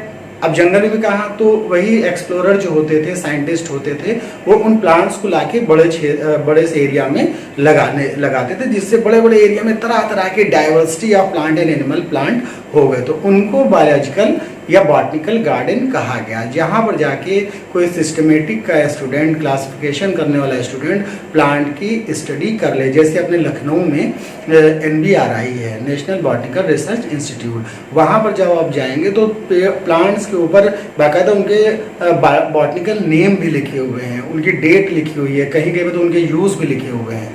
तो ऐसे लाइव प्लांट के कलेक्शन को हम लोग कहते हैं बॉटनिकल गार्डन। पूरी दुनिया में, इंडिया में, कलकत्ता में जगह जगह बॉटनिकल गार्डन है, ये आपको दिख रहे होंगे। अब आया जूलॉजिकल पार्क्स या जूलॉजिकल गार्डन। तो जिस तरह से बॉटनिकल गार्डन थे, जैसे आप लोगों ने जू देखा होगा, सेंचुरीज देखा होगा, नेशनल पार्क्स देखा होगा, तो उन एरिया को ही प्रोटेक्ट कर लिया जाता है, या उन एरिया में जैसे जू में एनिमल्स को रख लिया जाता है। अब किसी स्टूडेंट को शेर की फीडिंग, उसकी हैबिट, उसका बिहेवियर स्टडी करना है, तो जंगल में तो जाके करेगा नहीं वो, तो वो जू चला जाएगा और वहाँ से परमिशन लेके वो दूर से या उसके केस से बाहर से उन एनिमल्स की स्टडी करके लिख सकता है, राइट डाउन कर सकता है। तो यही फ़ायदा है जूलॉजिकल पार्क्स का। जैसे लखनऊ का जो जूलॉजिकल पार्क है उसका नवाब वाजिद अली शाह प्राणी उद्यान नाम रखा गया, पहले उसका नाम था Prince of Wales zoological park. अब पूरी दुनिया में तरह तरह के जूलॉजिकल पार्क्स हैं, सेंचुरीज हैं, ये मैंने पूरी लिस्ट दे रखी है और मैंने लिंक भी शेयर कर दिया है। फिर जूलॉजिकल पार्क्स के बाद एक वर्ड आएगा आपको की जो है convenient aid for identification of plant and animal. मतलब की जो है एक ऐसा टैक्सोनॉमी का एड है जो कि हम प्लांट या एनिमल को आसानी से आइडेंटिफाई करने में यूज़ करते हैं। उसके नाम से ही क्लियर हो रहा है कि चाबी क्या है, वो किसी एक चीज़ को ही क्या कर देती है, खोलती है, ताले को क्या कर देती है, खोल देती है। और की बेस्ड ऑन सिमिलरिटीज एंड डिससिमिलरिटीज, और की जो है वन स्टेप में हम सिमिलरिटीज और डिससिमिलरिटीज को पहचानने में यूज़ करते हैं, आइडेंटिफाई करने में हम यूज़ करते हैं। जैसे कोई फ्लावर है तो वो या तो रेगुलर शेप में होगा या इरेगुलर में होगा। इसी तरह से कोई एनिमल या तो रेडियल सिमेट्री होगी या बाइलैटरल सिमेट्री होगी। अब कोई एनिमल है चाहे वो डॉर्सी वेंट्रल होगा या वो फ्लैट एंड होगा। तो keys based on similarities and dissimilarities. आइए अब बात करते हैं क्वेश्चन और आंसर सेशन की। तो आपके एक्सरसाइज का पहला क्वेश्चन ये है, why are living organism are classified.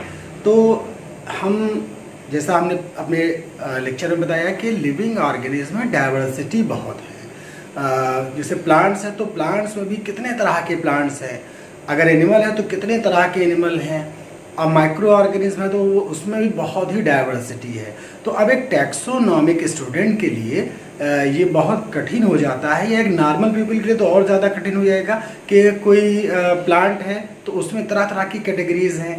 तो इस वजह से हम इन ऑर्गेनिज्म को डाइवर्सिटी को ध्यान में रखते हुए एक ग्रुप करते हैं।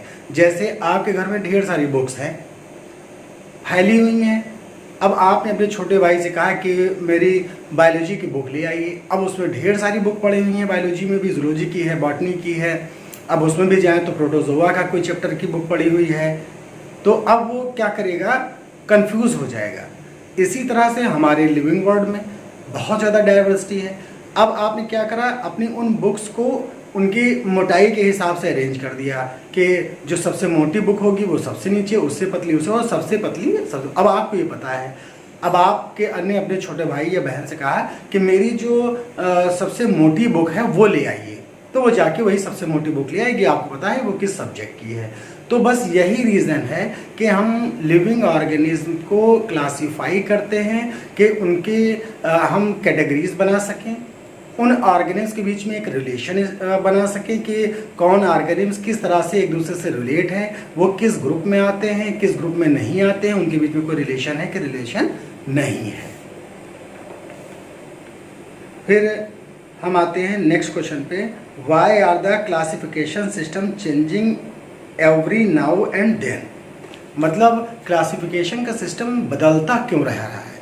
तो अभी मैंने अपने लेक्चर में बताया कि जैसे जैसे बायोलॉजी की अंडरस्टैंडिंग बढ़ती गई, उसी तरह से अलग अलग समय के साइंटिस्टों ने, ऑथर्स ने, स्कॉलर्स ने बायोलॉजी को और लिविंग ऑर्गेनिज्म को उनकी डाइवर्सिटी, उनके कैरेक्टर, कॉमन कैरेक्टर के बेसिस पे डिवाइड करना शुरू कर दिया। सबसे शुरुआत में जो अरिस्टोटल साहब थे और वेटिकर वगैरह लोग थे, आप लोग बीएससी में सीखेंगे इनके बारे में, उन लोगों ने क्या करा, जो लिविंग ऑर्गेनिज्म थे खाली उनकी मार्फोलॉजी के बेसिस पर उनको डिवाइड किया कि भाई ये ऑर्गेनिज्म ऐसा दिखता है, ये है। जैसे जिसके अंदर ब्लड था वो एनिमल, जिसके अंदर ब्लड नहीं था उसको प्लांट में रख दिया।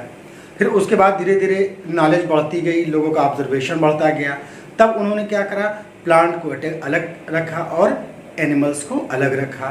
फिर उसके बाद हमने अपने पहले के लेक्चर में बताया था, उसके बाद के साइंटिस्ट आए, हक्सले वगैरह, उन्होंने देखा कि बहुत से प्लांट हैं जो एनिमल की तरह दिखते हैं, जो एनिमल है वो प्लांट की तरह दिखते हैं। तब उन्होंने एक नया टर्म दे दिया, माइक्रो ऑर्गेनिज्म। तो इस तरह से जो जूलॉजी, बॉटनी और माइक्रोबायोलॉजी आई माइक्रो ऑर्गेनिज्म से। फिर उसके बाद के साइंटिस्ट उन्होंने और इसको डिवाइड किया सेल के बेसिस पे, मूवमेंट के बेसिस पे, लोकोमोशन के बेसिस पे, ऑर्गेनेशन और ऑर्गेनिज्म के बेसिस पे। तो इस तरह से जैसे जैसे हमारा नॉलेज बढ़ता जा रहा है, हम और फाइन लाइन बनाने के लिए कि दो ऑर्गेनिज्म, दो कैटेगरीज हैं, दो टेक्सा हैं, उनके बीच में जो फाइन लाइन है और अच्छी फाइन लाइन खींच सकें, तो इस वजह से हम उसको डिफ्रेंशिएट कर सकें, उनके कॉमन कैरेक्टर को और अच्छे से पहचान सकें। इस वजह से क्लासिफिकेशन का सिस्टम जो है वो लगातार बदलता जा रहा है। फिर नेक्स्ट क्वेश्चन है, what difference criteria would you choose to classify people that you meet often. मतलब आप डेली जिन लोगों से मिलते हैं, ये क्वेश्चन है आपसे पूछ रहा है कि अगर आप एक टैक्सोनॉमी के स्टूडेंट हैं और अभी आप 11th में हैं, तो आप टैक्सोनॉमी सीखे हैं कि नहीं सीखे हैं, ये जानने के लिए ये क्वेश्चन दिया गया कि अगर आप डेली जिन लोगों से मिलते हैं तो उनको किस तरह से आप क्लासीफाई करेंगे। तो इसका बहुत सा आसान सा जवाब है, हम डेली जिससे मिलते हैं तो पहले हम जेंडर वाइज डिवाइड करेंगे कि हम मेल से मिल रहे हैं कि फीमेल से मिल रहे हैं। जब जेंडर हम डिवाइड कर लेंगे तब हम देखेंगे कि ये एजुकेटेड है कि अनएजुकेटेड है। फिर हम ये देखेंगे कि ये किस एज का है, उसका एज ग्रुप क्या है, कि वो 13 साल का बच्चा है कि बच्ची है, 18 साल का है, 20 साल का है, ओल्ड एज का है, यंग है। फिर उसके बाद हम देखेंगे उसका प्रोफेशन क्या है, वो क्या काम करता है, कि वो एक दूध वाला है, सब्जी वाला है, टीचर है, डॉक्टर है, वकील है, बैंक मैनेजर है या कोई पॉलिटिशियंस है। तो हम इस तरह से कई क्राइटेरिया आंसर में लिख सकते हैं कि जितने तरह से हम कितने तरह से लोगों को उन क्राइटेरिया के बेसिस पे डिवाइड कर सकते हैं। फिर उसके बाद नेक्स्ट क्वेश्चन आया, what do we learn from identification of individual and population. अब हम इस लेसन से क्या सीखे कि इंडिविजुअल क्या है और पॉपुलेशन क्या है। तो जैसे मैंने अपने लेक्चर में बताया कि इंडिविजुअल एक ये सैंपल है, किसी पॉपुलेशन के एक सैंपल को हम इंडिविजुअल कहते हैं। जैसे हम ह्यूमन पॉपुलेशन के एक, हम खुद, my self a sample for entire human population. तो इसी तरह से एक इंडिविजुअल जो होगा सिंपल होगा, उसके अंदर सारे करेक्टरिस्टिक होंगे जो उसकी पॉपुलेशन में होंगे, और वो सारी पॉपुलेशन की अपनी करेक्टरिस्टिक क्या कर रहा होगा, शो कर रहा होगा। उसके अपने करेक्टरिस्टिक जो होंगे वही कुछ ना कुछ उसकी पॉपुलेशन के भी करेक्टरिस्टिक शो हो रहे होंगे। अब पॉपुलेशन मैंने बताया भी कि ढेर सारे इंडिविजुअल्स या स्पीशीज़ वो आपस में मिलके क्या बनाते हैं, ग्रुप बनाते हैं, उसी को हम लोग पॉपुलेशन कहते हैं। पॉपुलेशन जो है वो सेम इंडिविजुअल्स की जो पॉपुलेशन है वो आपस में फ्रीली इंटरब्रीड करती है, उनके कुछ फंडामेंटल करेक्टरिस्टिक सेम होते हैं। जैसे हम ह्यूमन हैं, हम सब का फंडामेंटल करेक्टरिस्टिक सेम क्या है आपको पता है, intelligence, Homo sapiens, we are the Homo sapiens, हम लोग इंटेलिजेंट हैं। हम लोगों के अंदर जितनी इंटेलिजेंसी है अभी तक किसी भी ऑर्गेनिज्म में ह्यूमन से ज़्यादा इंटेलिजेंसी नहीं है। तो this is the basic characteristic, fundamental characteristics of humans. इसी तरह से जो एनिमल प्लांट्स होते हैं उनके अंदर कुछ बेसिक फंडामेंटल करेक्टरिस्टिक होते हैं कि उनके अंदर क्लोरोप्लास्ट होता है, they convert solar energy into chemical food energy. तो this is the basic difference between the individual and population. Individual अकेला होता है और पॉपुलेशन जो होती है वो ग्रुप में होती है।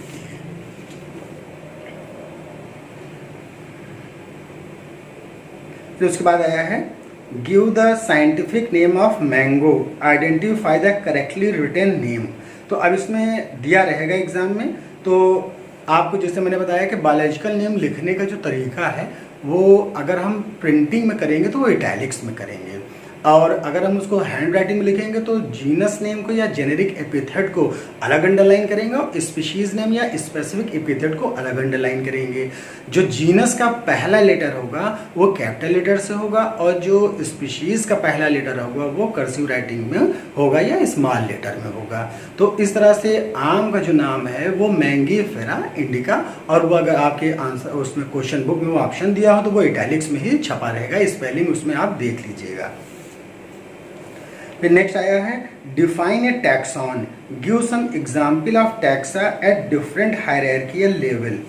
तो जैसा मैंने बताया था हायरार्कियल लेवल पे टैक्सा, तो टैक्सा क्या है मैंने बताया, हायरार्कियल लेवल के हर स्टेप को हम टैक्सा कहते हैं। Taxa represent the each level of hierarchy. जैसे अब species represent a taxa because a group of individual, genus represent the taxa, family represent the taxa, order represent the taxa, class represent the taxa, kingdom represent the taxa। तो taxa means group of individual of any stage of hierarchical system। तो उसी को हम लोग क्या कहते हैं, taxa कहते हैं, उसके अरेंजमेंट स्टेप बाय अरेंजमेंट को उसको हायरार्की कहते हैं।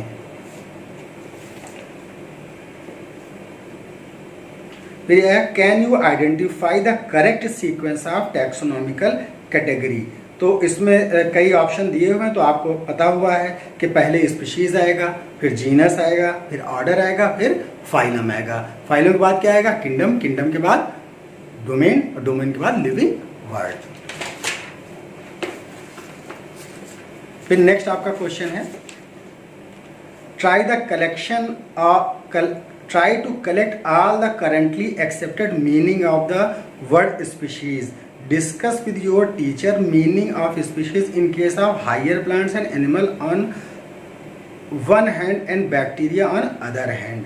तो इसमें मैंने आपको बताया था कि स्पीशीज़ के करेक्टरिस्टिक, तो species is the smallest unit of taxonomy. दूसरा क्या है, species is the first level of hierarchy, species से शुरू होता है।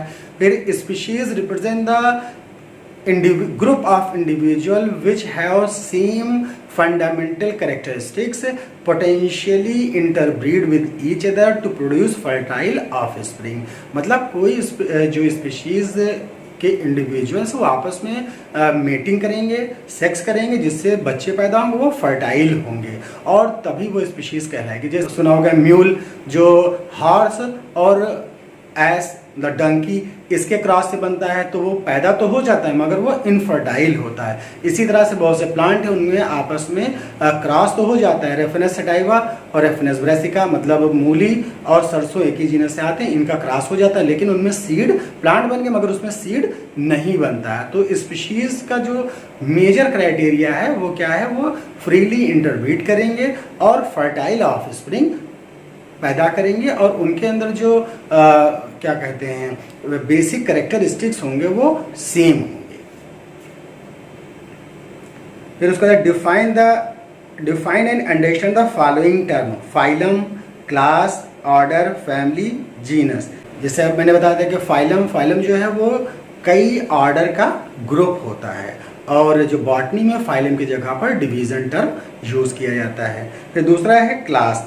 क्लास जो है वो ऑर्डर का ग्रुप है, कई तरह के ऑर्डर आपस में जिनका फंडामेंटल कैरेक्टरिस्टिक सेम होता है, ग्रुप बना के वो एक क्या बनाते हैं, क्लास बनाते हैं।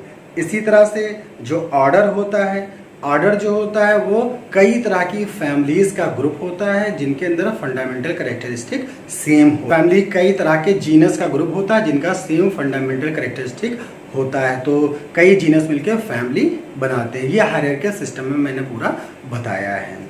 फिर इसी तरह से जीनस जो है वो कई स्पीशीज का ग्रुप है जिनमें फंडामेंटल कैरेक्टरिस्टिक सेम होते हैं। आपको एक एक सबके क्या कर देना है, एग्जाम्पल दे देने हैं। फिर उसके बाद हाउ इज अ की helpful in the identification and classification of organism. जैसा कि मैंने बताया था कि की जो है वो सिमिलरिटी और डिससिमिलरिटी को ही इंडिकेट करती हैं और यही की का बेसिक है टैक्सोनॉमी में। कहीं हम जाते हैं तो यही पहले तो इसके अंदर क्या सेम है और क्या डिफरेंस है। माना दो ऑर्गेनिज्म बिल्कुल लुक लाइक सेम लग रहे हैं तो हम कैसे जानेंगे, तो उनकी हम कीज देखेंगे कि अच्छा भाई इसके हाइट कम है, एक की ज़्यादा है, एक के फ्लावर जो है वो सिमेट्रिक है, एक के पेंटामीरस हैं। तो ऐसे ही किसी एनिमल को देखेंगे कि भाई ये घास खाता है कि ये एनिमल खाता है, कि ये इसका बिहेवियर देखेंगे कि ये रात में निकलता है कि वो दिन में निकलता है। तो जो सिमिलरिटीज़ और डिससिमिलरिटीज़ होती हैं उन्हीं को हम कीज कहते हैं और ये किसी भी ऑर्गेनिज्म को क्लासीफाई करने में वो किस स्टेप में आएगा और वो किस क्लास में जाएगा या किस ऑर्डर में जाएगा, किस फाइलम में जाएगा, इसको डिफाइन करने में बहुत हेल्पफुल होती है। फिर नेक्स्ट आया है illustrate the taxonomical hierarchy with suitable example of plant and animal. तो इसमें आपको क्या कर देना है, पूरी टैक्सोनॉमिक हायरार्की देनी है और हर लेवल पे एक एग्जाम्पल प्लांट का और एनिमल का दे देना है, वो बुक में आपके दिए हुए हैं। फिर इसके बाद शॉर्ट आंसर है। अब हम सबसे जो कई फुल फॉर्म देखिए आए हैं, ICBN का फुल फॉर्म आया है, ICZN का फुल फॉर्म आया है, ICNB का फुल फॉर्म आया है, ICSP का फुल फॉर्म आया है, ICTV का भी फुल फॉर्म आया है जो मैंने अपने लेक्चर में आपको बताया है। उसके अलावा NCERT एग्जाम्पलर में देखिए क्वेश्चंस आए हैं।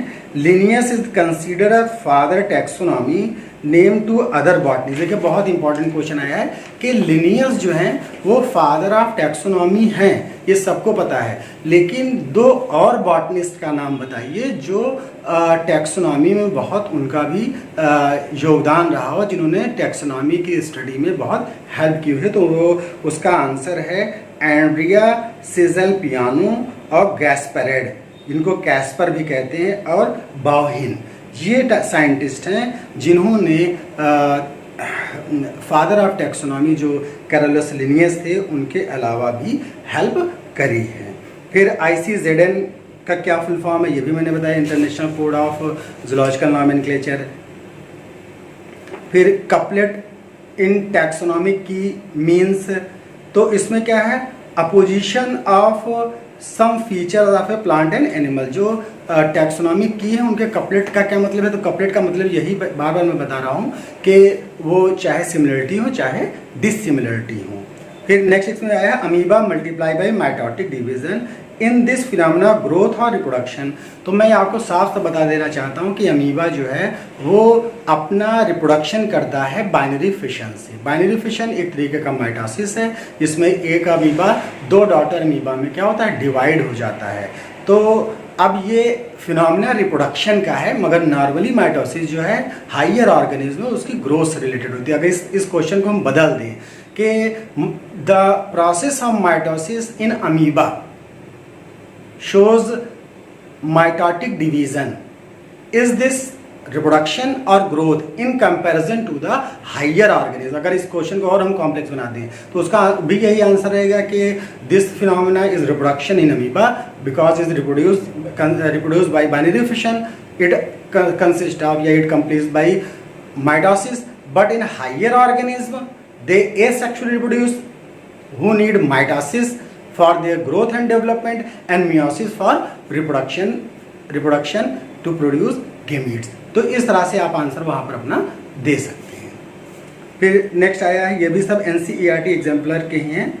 डिफाइन मेटाबॉलिज्म, जैसा मैंने बताया था मेटाबॉलिज्म क्या है, आप आलू लाए तो उसको पहले काटा, फिर उसको अपने हिसाब से पकाया, फिर तो इसी तरह से जो हम लोग फूड लेते हैं तो उसको क्या करा जाता है, पहले छोटे छोटे फ्रेगमेंट्स में उसको तोड़ा जाता है, डाइजेशन किया जाता है, फिर उसी से जो न्यूट्रिएंट मिलते हैं प्रोटीन, कार्बोहाइड्रेट, विटामिन, मोनोसैकेराइड्स, वो सब हमारी इंटेस्टाइन से ब्लड में, लीवर में जाते हैं। फिर हमारे जो काम के जो उसमें न्यूट्रिएंट्स होते हैं उसको मेटाबोलाइज करके हमारी बॉडी की growth, development, regeneration, repair, hormone, vitamins, ये सब चीज़ें बनाई जाती हैं। तो कहने का मतलब यही है कि मेटाबॉलिज्म वो प्रोसेस है जिसमें something break down and something synthesize, catabolism and anabolism. तो metabolism consist of two part, catabolism break down, anabolism मतलब सिंथेसिस।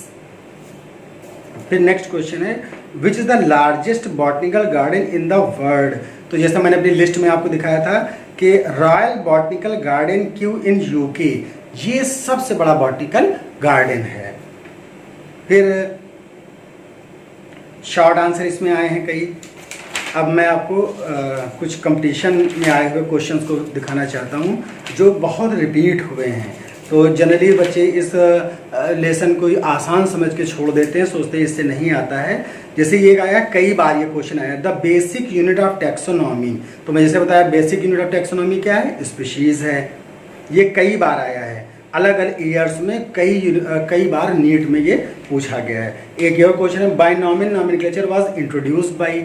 अब बाइनॉमियल नॉमेनक्लेचर को किसने इंट्रोड्यूस किया? तो जैसे मैंने बताया था एक साइंटिस्ट था जिन्होंने अपना नेम तक बदल लिया था, कैरोलस लिनियस। ये भी कई बार आया है। ICBN इज, तो ICBN का फुल फॉर्म आया है। तो ये कुछ इस तरह से कंपटीशन में आए हुए क्वेश्चन हैं जो आपको तंग करते हैं और आपका ज़्यादा मार्क्स तो इस लेसन से नहीं आता है, लेकिन 2, 3, 4 मार्क्स भी आपके लिए नीट में मायने रखते हैं कि 1 मार्क कम होने से आप हजारों रैंक पीछे चले आते हैं। बच्चे रोते हैं, कहते हैं सर 1 नंबर मेरा कम हो गया, मैं क्या करूं।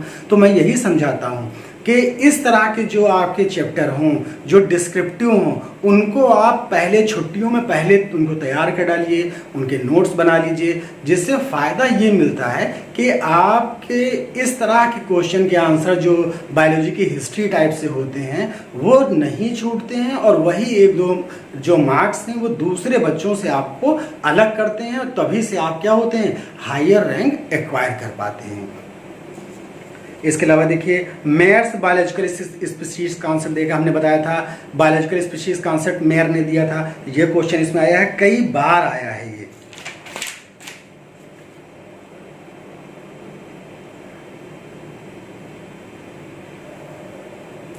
फिर ये दिया हुआ है, which is the largest collection of herbarium in India. तो इंडिया में सबसे ज़्यादा हर्बेरियम का कलेक्शन कहाँ पर है? तो मैंने बताया कलकत्ता में ही है। तो इस तरह के क्वेश्चन मैंने आपको बताने की कोशिश की है। अगर मेरा ये तरीका आपको सही लगे, अच्छा लगे, तो आप इसको अपने दोस्तों के साथ शेयर करें जिससे उनका भी फ़ायदा हो सके। मेरे चैनल को आप सब्सक्राइब करें, वीडियोस को लाइक करें, अच्छे अच्छे कमेंट करें, और कोई भी कन्फ्यूज़न हो तो आप मुझको कमेंट में पूछ सकते हैं, या मैंने अपना नंबर भी दे रखा है और व्हाट्सएप ग्रुप का भी लिंक दे रखा है। आप उस व्हाट्सएप ग्रुप में ऑटोमेटिकली क्लिक करेंगे तो लिंक हो जाएंगे, और मुझसे वहाँ पर आप सवाल जवाब कर सकते हैं। Thank you. इस तरह से आपका ये चैप्टर मैंने ख़त्म करने की कोशिश की है। आप इसको कायदे से पढ़िएगा, बुक कंसल्ट करिएगा। और सबसे इम्पॉर्टेंट बात यह है कि इन चैप्टर्स को आप लाइटली ना लीजिएगा, क्योंकि आपको 11th में ये पढ़ना ही है। साथ में कंपटीशंस में जो बहुत से बच्चे ये कहते हैं कि सर मेरा 1 नंबर से रह गया, मेरा 2 नंबर से रह गया, अगर ये 1 नंबर बढ़ जाता तो मेरी रैंक ये हाई हो जाती। तो वो यही वो लेसन है जिनको आप बाय मिस्टेक छोड़ देते हैं, आसान समझ के छोड़ देते हैं, और ये डिस्क्रिप्टिव होने की वजह से इसमें आप पॉइंट्स मिस कर देते हैं।